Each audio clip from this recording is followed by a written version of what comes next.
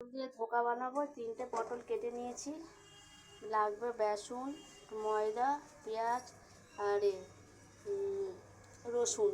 আমি কড়া বসিয়ে দিয়েছি, তেল দেবো। আগে আলুটা ভেজে নেবো। আমি ডালনা করবো, ধোকার ডালনা আলু দিয়েই করবো। আলুটা একটু ভাজতে দিই। 1 চামচ তেল দিয়েছি।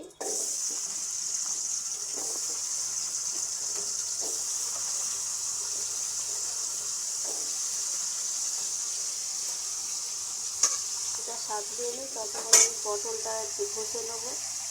আমি ঘষে নিয়ে শিলনোড়াতে একটু বেটে নেবো পটলটা। আলু ভেজে নিয়ে তুলে রেখেছি। এবার ওই তেলে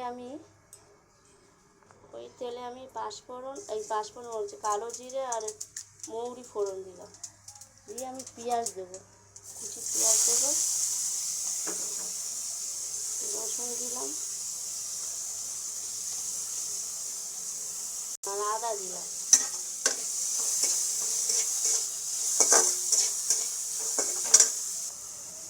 হলুদ দিলাম মশলাটার মধ্যে। এবার পটল বাটাটা দিয়ে দেবো।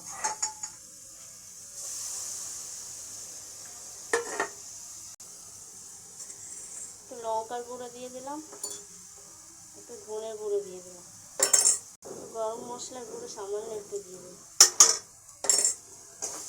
নাড়তে হবে। একটু নুন দিলাম। ভালো করে কষতে হবে।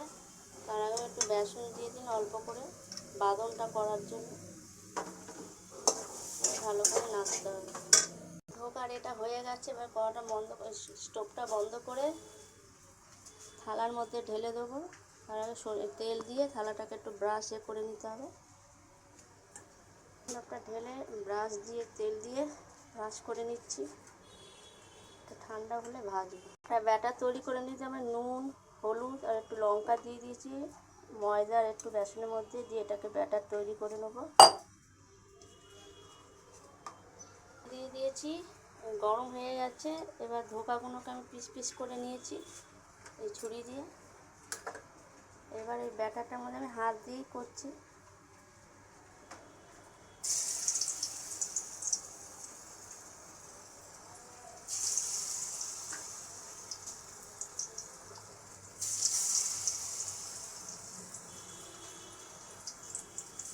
কড়া করে ভেজে নেবো। 4টে করে করছি। তখন কত সুন্দর ভাজা হয়েছে দেখুন। কড়াতে তেল দিয়ে দিয়েছি, জিরে দিয়ে দিয়েছি, তেজপাতাটা দিলাম আর পেঁয়াজ, আদা, রসুন। ধোকার তেলই আমি দিয়ে দিলাম, আর তেল লাগিয়ে। আমি লঙ্কার গুঁড়ো, হলুদ গুঁড়ো, ধনে গুঁড়ো আমি জল দিয়ে গুলে নেব। খুব সুন্দর এটা খেতে লাগে ধোকাটা। এই বৃষ্টির দিনে বাজার যেতে বারণ করলাম। 3টে পটল দিয়ে কি সুন্দর বানিয়ে নিলাম ঘরে। মুষলধারে বৃষ্টি হচ্ছে, এরকম করবেন। আর একটু গরম মশলা গুঁড়ো দিয়ে দিলাম, দিয়ে আমি জলটা দিয়ে দিলাম। কী করছে দেখুন। একটু নুন দিয়ে দেবো।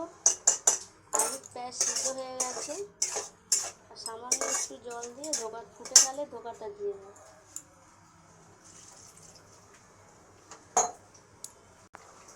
একটু চিনি দিয়ে দিলাম। ফুটে গেছে, সুন্দর গন্ধ বেরিয়েছে। এবার এই ধোকাগুলো আমি দিয়ে দেবো, দিয়ে ফুটে গেলে নামিয়ে দেবো। ধোকাগুলো দিয়ে দিলাম, ফুটে গেলে নামিয়ে দেবো। সুন্দর মিষ্টি সব ঠিক আছে। পটলের ধোকার ডালনা হয়ে গেছে। আপনারা বাড়িতে করবেন, আমাকে জানাবেন।